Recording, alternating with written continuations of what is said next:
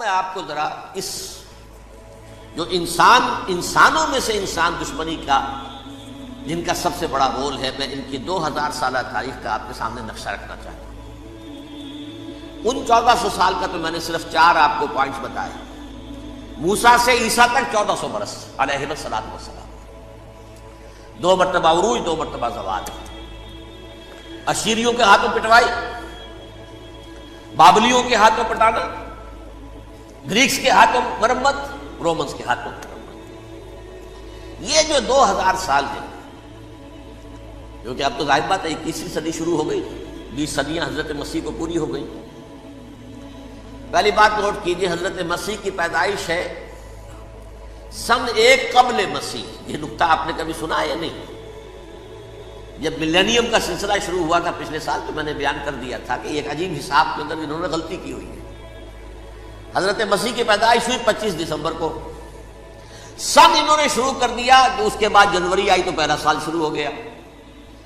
اگر جنوری سے پہلا سال شروع ہوا تو یہ 6 دن جو ہے جو اس کے پچھلے سال میں تھے، لہذا کہا جائے گا کہ Jesus Christ was born 1 year before Christ, BC۔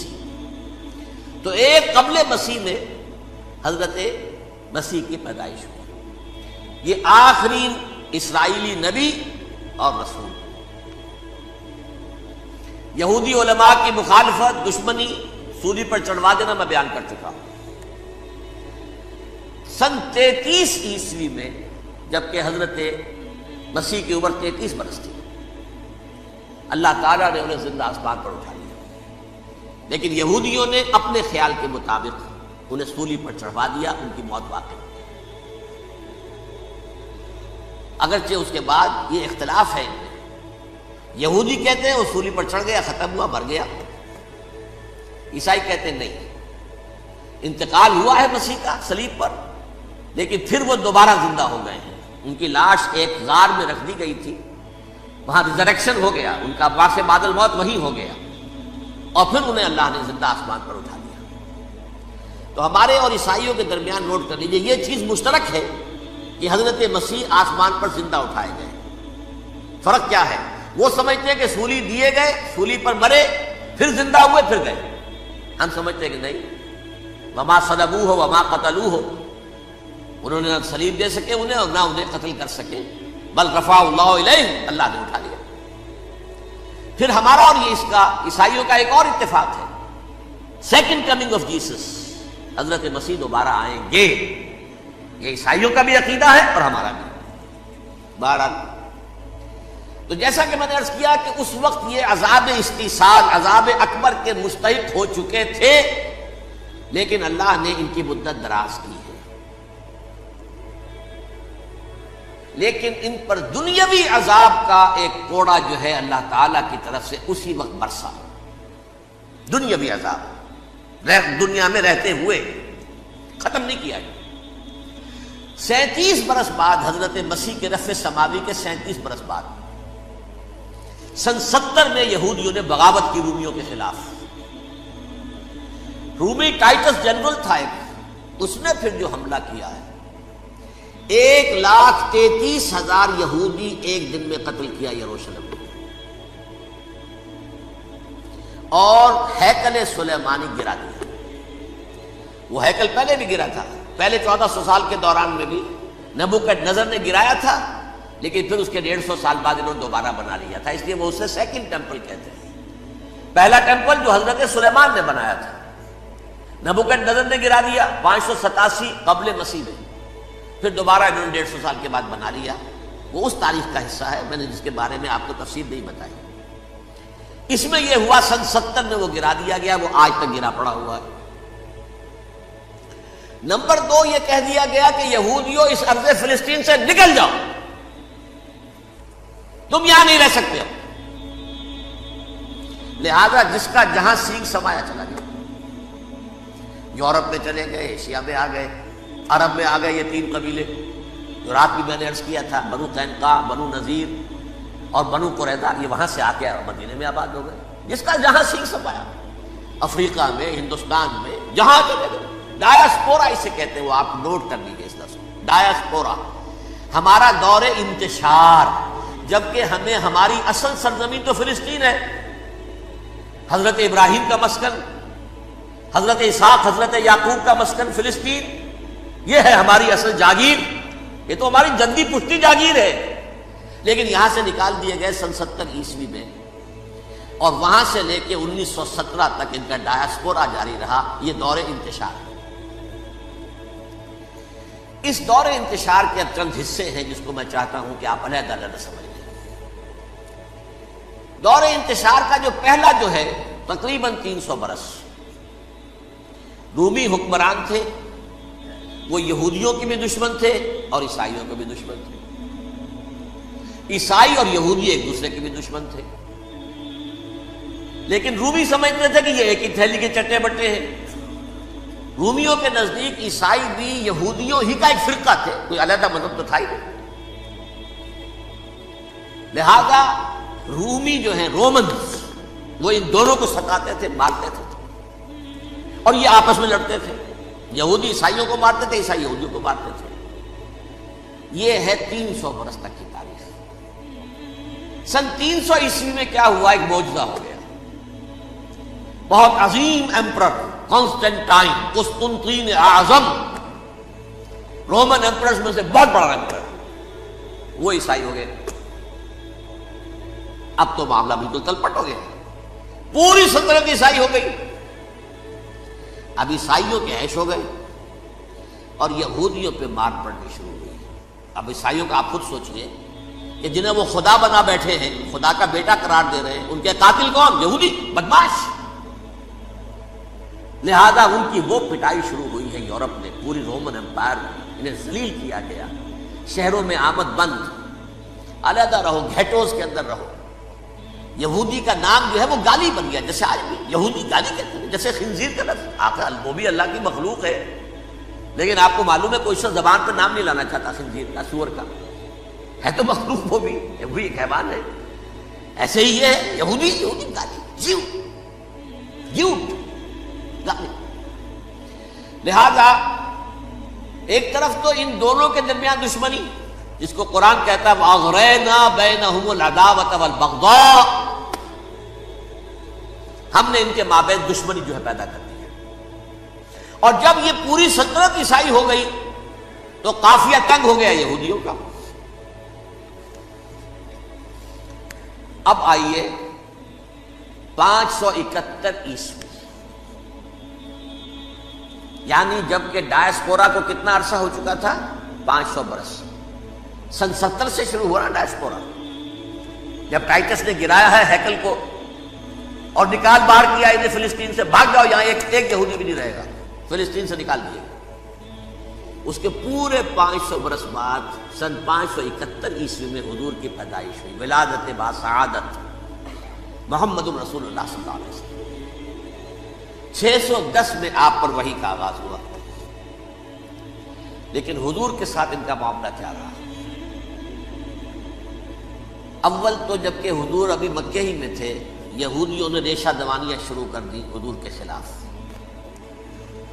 قریش مکہ کو سکھاتے تھے، پڑھاتے تھے، ان سے یہ پوچھو، ان سے یہ پوچھو، انہیں اس طرح تنگ کرو، ان سے یہ امتحان دو، یہ آپ کے علم میں ہے۔ سورہ بنی اسرائیل میں، سورہ کہف میں وہ سوالات، جو امتحانی سوالات آئے تھے، ذوالقرنین کون تھا، اصحاب کہف کون تھے، تم رسول بنے پھرتے ہو تو بتاؤ، اور یہ روح کی حقیقت کیا بتاؤ، یہ ساری ریشہ دوانیاں کر رہے تھے بیٹھے ہوئے، ابھی وہیں پر حضور ابھی پہنچے بھی نہیں۔ ہجرت فرما کر حضور تشریف لے آئے تو حضور نے، جسے ماسٹر سٹروک کہا جائے گا، یعنی اسٹیٹس مین شپ کا ماسٹر سٹروک، آپ نے مدینے میں آتے یہودیوں کے ساتھ پیکٹ کر دیا، جوائنٹ ڈیفنس پیکٹ آف مدینہ، کہ اگر مکے والے ہم پر حملہ کریں گے تو ہم مل جل کر ایک قوم کی حیثیت سے مقابلہ کریں گے۔ یہ میثاق مدینہ کہلاتا ہے، جس کے بہت غلط معنی پہنائے جا رہے ہیں آج کل۔ بہرحال میں موضوع میرا چونکہ یہ نہیں، میں ادھر نہیں جاؤں گا، لیکن ہوا کیا؟ ہر مرتبہ یہ خیانت کے مرتکب ہوئے، ان نے جو عہد کیے تھے ان سے پھرے، اندر ہی اندر سازش، ریشہ دوانی، حضور کی بدترین دشمنی۔ سورہ نساء کی آیت نمبر 12 میں 13 میں فرمایا ہے لا تزال تطلع علی خائنۃ منہم، اے نبی ہمیشہ آپ کے علم میں ان کی طرف سے خیانتیں، بددیانتیاں آتی رہیں گی. اور بار بار وہ مسلسل جنگ کی آگ بھڑکاتے تھے. قریش کو دعوت دیتے، آؤ آؤ آؤ ہم اندر سے بغاوت کر دیں گے، تم آؤ تو صحیح، ختم کریں محمد کو اور اہل ایمان کو صلی اللہ علیہ وسلم رضی اللہ تعالی عنہ اجمعین. لیکن پھر جب وہ آتے تھے نہیں دبک جاتے تھے، ان میں ہمت نہیں تھی، میدان کے مرد نہیں رہے تھے. یہ سورہ حشر میں ان کا نقشہ کھینچا گیا ہے. کھلے میدان میں مقابلے کی اس کے اندر صلاحیت ہی نہیں. یہ تو فصیلوں کے پیچھے سے، جیسے عورتیں کہیں دیہات میں لڑائی ہوتی ہے تو مرد جو ہے گلیوں میں لڑتے ہیں، عورتیں اوپر سے پتھر پھینکتی ہیں، بس وہ کام یہ کر سکتے تھے. من ورائے جدر، فصیلوں کے پیچھے سے، جنگ میں میدان میں نہیں آ سکتے. بہرحال قرآن مجید میں ہے یہ سورہ مائدہ کی آیت نمبر 64، کلما اوقدوا نارا للحرب اطفاها اللہ. اکثر و بیشتر مواقع پر تو یہ جب آگ بھڑکاتے تھے جنگ کی، اللہ اسے بجھا دیتا تھا. لیکن بہرحال اس کے باوجود جنگیں ہوئی، غزوہ بدر، غزوہ احد ہوئی کہ نہیں؟ یہ ساری اس اصل شرارت میں. اور اس کے نتیجے میں حضور نے پھر ایک ایک کر کے 3 قبیلوں کو سزا دی. غزوہ بدر کے فوراً بعد بنو قینقاع نکالے گئے، غزوہ احد کے فوراً بعد بنو نذیر نکالے گئے، اور غزوہ احزاب کے بعد بنو قریظہ نکال دیے گئے. یہ تو میں نے آپ کے سامنے رکھ دیا صرف حضور کے زمانے میں ان کا کیا رویہ رہا. دشمن رات بھی ہم نے وہ آیت پڑھی تھی، لَتَجِدَنَّ أَشَدَّ النَّاسِ عَدَاوَةً لِلَّذِينَ آمَنُوا الْيَهُودُ وَالَّذِينَ أَشْرَكُوا. اہل ایمان کی دشمنی میں شدید ترین تم پاؤ گے یہودیوں کو اور مشرکین. مشرکین بھی بعد میں ہے، پہلے یہود. حضور کے بعد کیا ہوا اب یہ نوٹ کیجئے، یہ ان کی تاریخ کا دوسرا دور. حضرت عمر رضی اللہ تعالیٰ عنہ کا عہد خلافت ہے. بیت المقدس کا محاصرہ کیا گیا، فصیل بڑی اونچی، شہر اندر سے سیلف سفیشینٹ، حملے کا راستہ کوئی نہیں. محاصرہ طول کھینچ رہا ہے لیکن ان کے پاس رسد بھی موجود ہے، پانی بھی موجود ہے، وہ دروازے بند کر کے بیٹھے ہوئے. بالآخر اللہ تعالیٰ کی مشیت کا ظہور کیسے ہوا؟ ان کے کچھ علماء آئے فصیل پر، کہا دیکھو مسلمانوں، تم قیامت تک بھی یہاں پڑے رہو گے محاصرہ کر کے، ہمارا یہ شہر فتح نہیں ہوگا.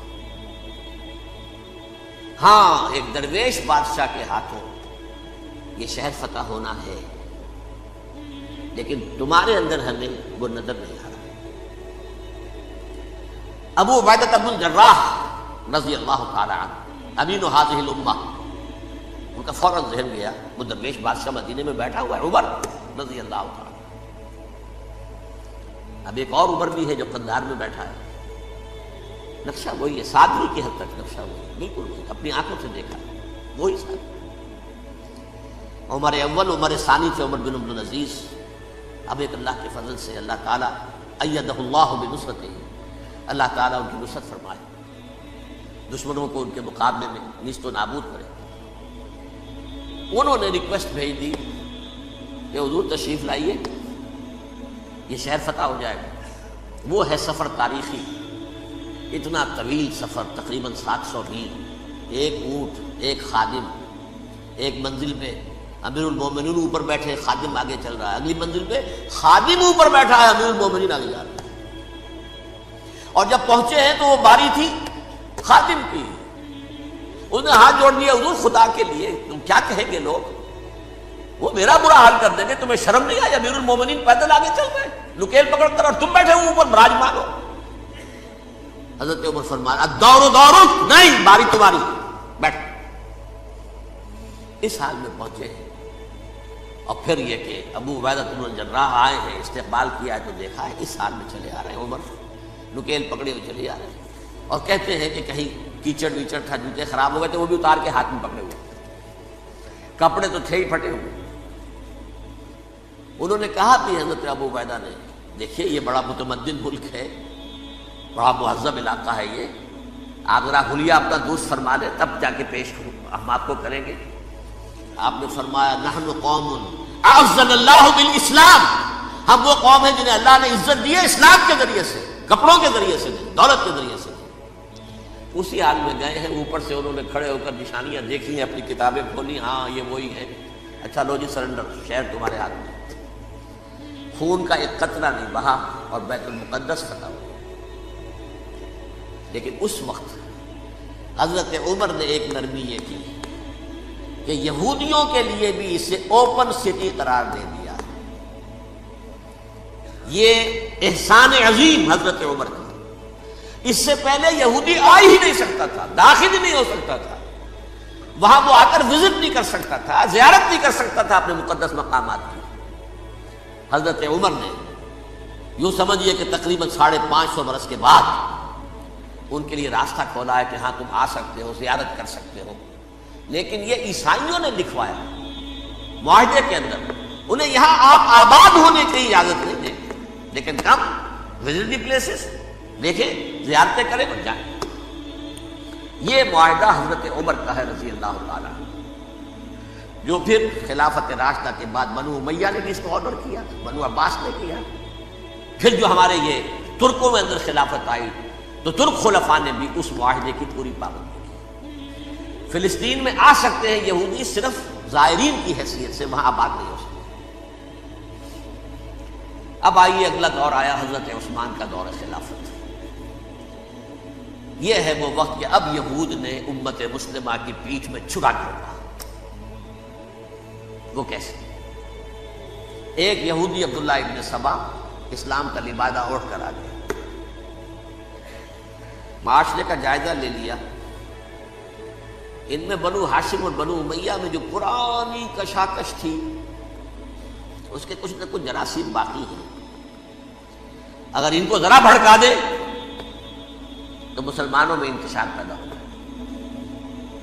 کہا یہ عثمان کون ہے؟ یہ تو بنو امیہ میں سے ہے، یہ حق تو بنو ہاشم کا ہے، خلافت ان کے پاس ہونی چاہیے، محمد کے تو رشتہ دار وہ ہے صلی اللہ علیہ وسلم۔ عوام الناس کے اندر بات پھیلنی شروع ہوئی، پھر ایک بڑی سازش کے انداز میں حضرت عثمان کے خلاف پروپیگنڈا، حضرت عثمان کے جو عاملین تھے، گورنر تھے، ان کے خلاف پروپیگنڈا، اور ایسی ہوشیاری کرتے تھے کہ کوفے میں کوفے کے حاکم کے خلاف کچھ نہیں کہنا، اجی مصر میں یہ ہو رہا ہے، اجی شام میں یہ ہو رہا ہے، اجی یہ جو عثمان ہے وہ یہ کر رہا ہے، یہ ظلم ہو رہا ہے، یہ لوٹ مار ہو رہی ہے، یہ خیانتیں ہو رہی ہیں۔ اب نہ تو اس زمانے میں مینز آف کمیونیکیشن، کیسے تصدیق کریں؟ افواہیں تو آپ آج کراچی کے اندر شروع ہو جائے تو پتہ نہیں چل سکتا کسی کو کہ کیا اس میں صداقت ہے، کیا جھوٹ ہے، اور بری بات جو ہے فطرت انسانی کی کمزوری ہے، وہ فوراً قبول کرتا ہے، کسی کے بارے میں اچھی بات ماننے کو تیار نہیں ہوتا، لیکن بری بات تو فوراً تیار ہے۔ بہرحال یہ فتنہ انہوں نے اٹھایا، حضرت علی کی الوہیت کا فتنہ اٹھایا، حضرت عثمان کے خلاف الفتنۃ الکبریٰ برپا کیا، حضرت عثمان شہید ہوئے۔ اس کے بعد 5 برس تک مسلمان ایک دوسرے کی گردنیں کاٹتے رہے، باہمی خانہ جنگی ہوئی، امت کو وہ زخم لگایا ہے جو آج تک جس سے خون رس رہا ہے۔ یہ شیعان عثمان اور شیعان علی تھے جو بعد میں پھر سنی اور شیعہ ہو، اور آج تک فتنہ کس نے جگایا؟ ایک عبداللہ ابن سبا یہودی اور اس کے کارندے، شیطان کا ایجنٹ، اور انسانوں میں سے بھی اس کے جو بھی حواریین تھے اور شیطانوں کے اندر سے بھی تھے، انہوں نے بھی اس آگ کو بھڑکایا۔ یہ آپ سوچ لیجئے کہ یہ کس نے وہ زخم لگایا؟ یہودی۔ اگلا دور آیا، خلافت راشدہ ختم ہوئی، بنو امیہ کا بھی دور کافی گزر گیا۔ طارق ابن زیاد 712 عیسوی میں حملہ کرتے ہیں اسپین پر۔ اسپین اس وقت عیسائیت کا بہت بڑا گڑھ، بڑے کٹر ترین عیسائی جو ہے وہ اسپین میں تھے، لہذا یہودیوں کی وہاں بہت پٹائی ہوتی تھی، میں بتا چکا ہوں، دشمنی تھی، چلی آ رہی تھی عیسائیوں کے ہاتھوں یہودیوں کی، وہ تو سن 300 عیسوی سے ایمپرر کانسٹنٹائن کے بعد سے شروع ہو گئی تھی۔ اس حوالے سے یہودیوں نے اس وقت چالاکی یہ برتی، کچھ راستے واسطے بتائے، کچھ مدد کی طارق ابن زیاد کی۔ طارق ابن زیاد نے انہیں اپنا محسن سمجھا، ہسپانیہ فتح ہو گیا تو یہودی چونکہ محسنین کی فہرست میں آ چکے تھے، انہیں بہت اقتدار نصیب، بڑی سپورٹ مسلمانوں نے دی۔ ان کے بڑے بڑے علماء جو اسی دور کے اندر پیدا ہوئے، بڑے بڑے تھنکرز ان کے اسی دور میں پیدا ہوئے، بن گوریون جو کہ ایک وزیر اعظم تھا اسرائیل کا، اس نے یہ لکھا ہے اپنی کتاب میں، Muslim Spain was the golden era of our diaspora. وہ ڈائسپورا جو 70 عیسوی سے شروع ہوا تھا اور 1917 عیسوی تک جاری رہا ہے، اس میں سے گولڈن ایرا ہمارا جو تھا وہ مسلم اسپین تھا. اسپانیہ میں بیٹھ کر ہم عیش کیے. لیکن وہاں سے انہوں نے اور جو کچھ کیا، یہ تو داستان کے تو بہت سے گوشے ہیں، لیکن میں جس اسٹریٹ لائن میں چل رہا ہوں اس کے اعتبار سے ایک بات سمجھ لیجیے. وہاں بیٹھ کر انہوں نے اب عیسائیت کی پیٹھ میں چھڑا گھوما، پروٹیسٹنٹ مذہب پیدا کیا، تقسیم کر دیا. جیسے شیعہ سنی کی تقسیم، عبداللہ ابن سبا. رومن کیتھولک اور پروٹیسٹنٹ کی تقسیم، یہودی علماء. ہوتا کیا تھا؟ ہسپانیہ کی یونیورسٹیاں ہیں، کارڈووا میں ہے، ٹولیڈو میں ہے، گریناڈا میں ہے، غرناطہ، قرطبہ، تولیتلا، اور وہاں آتے تھے لوگ. فرانس سے چلے آ رہے ہیں نوجوان پڑھنے کے لیے، جرمنی سے چلے آ رہے ہیں، اٹلی سے چلے آ رہے ہیں. 3 ہی ملک قریب ترین پڑھتے ہیں سینٹرل جو یورپ کے. یہاں پر جو ہے وہ اسلام جو نور پھیلا رہا تھا اس سے بھی مستفیض ہوئے. جہالت کے جو ہے پردے ان کے وہ چھٹے. اس کے ساتھ ہی وہ یہودی وہاں ان کے اندر جو جراثیم داخل کر رہے تھے وہ اس عیسائیت کے خلاف بغاوت تھی جو اس وقت دنیا میں عیسائیت اس وقت تھی. پوپ کا راج تھا دنیا میں اس وقت.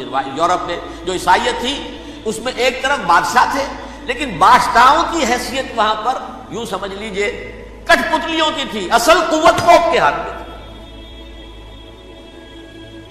اور پوپ کو انہوں نے جیسے قرآن نے کہا اتخذوا احبارهم ورهبانهم اربابا من دون اللہ، کیونکہ سینٹ پال نے شریعت موسوی ساقط کر دی تھی تو اب شریعت تھی ہی نہیں. پوپ کو اختیار تھا جس چیز کو چاہے حلال قرار دے دے، جس چیز کو چاہے حرام قرار دے دے. اتخذوا احبارهم ورهبانهم اربابا من دون اللہ. انہوں نے کہا صاحب یہ پوپ کس بلا کا نام ہے، یہ بھی انسان ہے. بات تو ٹھیک تھی نا.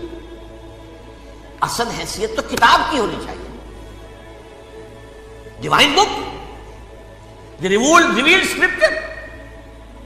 لہذا یہ کتاب ہر شخص پڑھ سکتا ہے. کوئی پوپ کے باپ کو جو ہے کوئی اس کے لیے پروپرائٹری رائٹس تو نہیں ہے کہ صرف پوپ پڑھ سکتا ہے یا پادری پڑھ سکتے ہیں. ہم بھی پڑھ سکتے ہیں، ہم بھی سمجھ سکتے ہیں. یہ باتیں تھی کہ جن کو بڑھا چڑھا کر بیان کر کے اور پوپ کا اقتدار ختم کرا دیا اور توجہ مرکوز کر دی بائبل کی طرف. اب بائبل میں بڑا حصہ تو اولڈ ٹیسٹامنٹ کا ہے. نتیجہ کیا ہوا؟ یہود کی عظمت پروٹیسٹنٹس کے نزدیک مسلم ہو گئی. اصل قوم تو یہ ہے. وہ دشمنی بدلی کہ نہیں بدلی؟ موسیٰ کے امتی یہ ہے، تورات موسیٰ کو دی گئی، ابراہیم کی نسل یہ ہے. لہذا وہ جو دشمنی تھی، جو عداوت تھی کہ ہمارے خدا کو سوری چڑھانے والے ہیں یہ بدماش، اس کا ازالہ ہوا اس پروٹیسٹنٹ مذہب کے نتیجے میں. یہ میں اب آپ کو بتاتا ہوں کہ ایک نتیجہ وہ نکلا ہے جسے برٹرنڈ رسل نے بیان کیا ہے. اس کی کتاب ہے ان پریز آف آئیڈلنس، صفحہ 108. وہ لکھتا ہے the Christians retaining the Judaic belief in special revelation added to it the Roman desire for worldwide domination and the Greek taste for metaphysical subtleties. The combination produced the most fiercely persecuted religion that the world has yet known. یہ 3 چیزیں آ کر عیسائیت میں مل گئی. ایک تو جب یہ اولڈ ٹیسٹامنٹ جو ہے وہ ان کے ہاتھ میں آ گئی، اور اس کے میں کچھ آپ کو بتا دیتا ہوں کہ اولڈ ٹیسٹامنٹ کی تعلیمات، کیونکہ یہ اولڈ ٹیسٹامنٹ جو ہے یہ محرف تھی. اصل تورات تو گم ہو گئی تھی 587 قبل مسیح میں، جب پہلی مرتبہ ہیکل جو ہے تباہ ہوا ہے اس وقت ختم ہو گئی تھی. اس کے کوئی 150 سال کے بعد انہوں نے یادداشتوں سے مرتب کر کے لکھی ہے. اب اس میں ان کے اپنے خیالات، اپنے امانی، اپنی توجیحات وہ شامل ہو گئی. لہذا میں آپ کو حوالے دیتا ہوں اس کتاب کے اندر مظالم کی جو تعلیم دی گئی ہے اہل کتاب نے اپنے مظالم قتل عام کے جواز کے لیے تورات میں تبدیلیاں کی اور پیغمبروں پر دہشت ناکی اور بدترین حرام کاری کے الزامات لگائے. سنیے، پہلا حوالہ ہے یہ گنتی باب 31 آیات 17-18. اس لیے ان بچوں میں جتنے لڑکے ہیں سب کو مار ڈالو، اور جتنی عورتیں مرد کا منہ دیکھ چکی ہیں ان کو بھی قتل کر ڈالو، لیکن ان لڑکیوں کو جو مرد سے واقف نہیں اور اچھوتی ہیں اپنے لیے زندہ رکھو. یہ کسی اللہ کی کتاب کا یہ جملہ ہو سکتا ہے؟ کسی ریویل بک کا؟ اور سنیے، یہ ہے استثناء ڈیٹرانومی باب 20 آیت 16-18. پر ان قوموں کے شہروں میں جن کو خداوند تیرا خدا میراث کے طور پر تجھ کو دیتا ہے، کسی ذی نفس کو جیتا نہ بچا رکھنا، جیسا خداوند تیرے خدا نے تجھ کو حکم دیا بالکل نیست کر دینا. مرد، عورتیں، بچے، بوڑھے سب ختم. یہ کتاب مقدس ہے. اور سنیے، سموئیل باب 27 آیت نمبر 9. اور داؤد نے اس سرزمین کو تباہ کر ڈالا اور عورت مرد کسی کو جیتا نہ چھوڑا. نمبر 4، ان سب آباد شہروں کو ماں، عورتوں اور بچوں کے بالکل نابود کر ڈالا. کتاب استثناء باب 3 آیت 6. یہ ہے جو کہہ رہا ہے برٹرنڈ رسل، کرسچینٹی میں آ کر یہ 3 چیزیں شامل ہو گئی. ایک تو یہ باربیرین یہ تعلیم جو ہے، اور یہ مذہب کے نام پہ تعلیم، یہ کتاب مقدس کی تعلیم. نمبر 2، رومنز کے اندر جو ایک تمنا تھی ورلڈ ڈومینیشن کی، وہ عیسائیت کے اندر آ گئی. اس لیے کہ پوری رومن امپائر جو ہے عیسائی ہو گئی، اسے وراثت کے اندر ورلڈ ڈومینیشن کی جو ایک تمنا تھی وہ مل گئی. اور پھر یہ کہ انہوں نے جو توہمات تھے یونانیوں کے، ان کو بھی اپنے ہاں مختلف شکلوں کے اندر جمع کر لیا.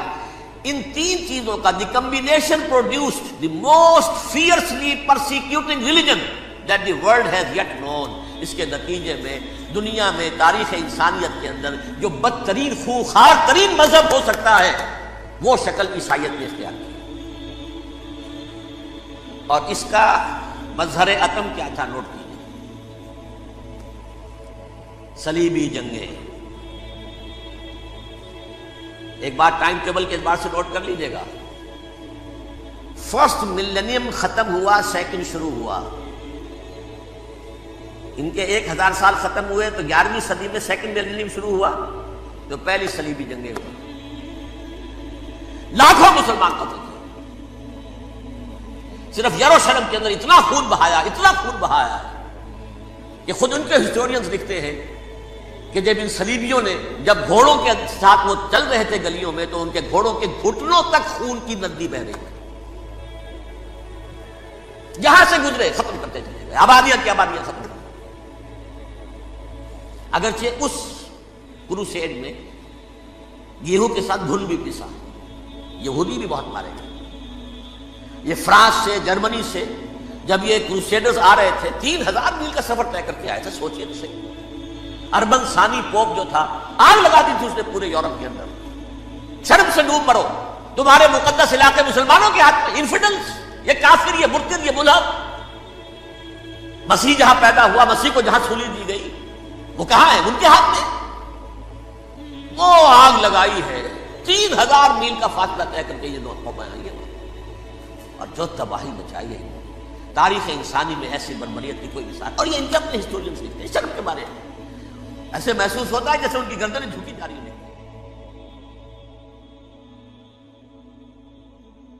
کر غور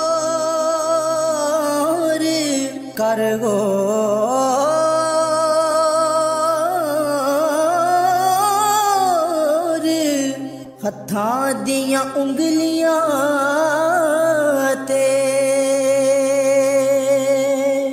کر غور ہتھاں دیاں انگلیاں تے ہر ایک وچ فرق ضرور ہے. انج فرق ہے ساری